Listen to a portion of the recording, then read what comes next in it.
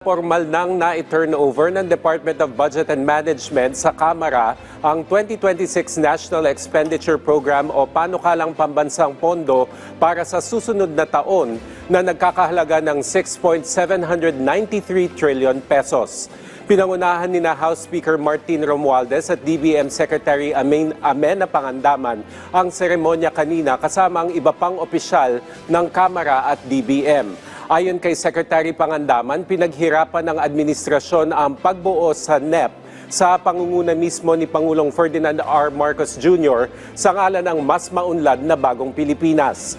Iniulat naman ni Speaker Romualdez sa mga reformang ipapatupad ng Kamara sa budget deliberations, kabilang ang pag-alis sa small committee, pagbukas ng bicameral conference committee meetings sa publiko at pakikilahok ng civil society organizations sa mga budget hearing. Sa ilalim ng proposed 2026 national budget, pangunahin pa ring paglalaanan ng pondo ang social services kung saan nakapaloob ang edukasyon na sinundan ng economic services, general public services, debt burden at defense.